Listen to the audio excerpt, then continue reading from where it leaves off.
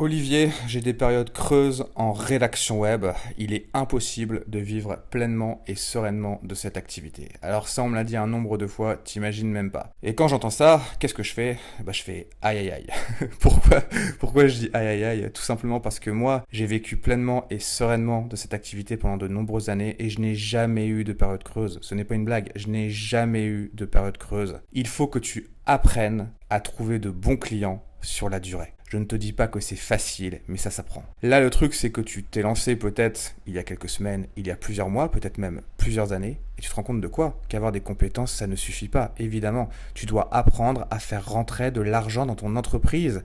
Le plus difficile, c'est ça. Apprendre à faire rentrer de l'argent dans son entreprise. Le gros souci, c'est que la majorité des rédacteurs ont des revenus en dents de scie et des missions ponctuelles. Ce ne sont certainement pas ces personnes-là que tu dois écouter. Et écoute plutôt celles et ceux qui vivent déjà pleinement et sereinement de leur activité. Devenir prospère et épanoui dans son business, c'est comme tout, ça s'apprend. Ça n'a rien à voir avec de la magie. Tu modélises simplement des recettes qui ont déjà fonctionné. Si tu as un maximum de clarté, si tu as un système testé et éprouvé et que tu t'y tiens, les résultats arriveront, ce n'est qu'une question de temps. Après, tu peux décider de rester avec la croyance qu'avoir des revenus en dents de scie en freelance, c'est normal. À toi de voir, moi je suis juste là pour t'aider.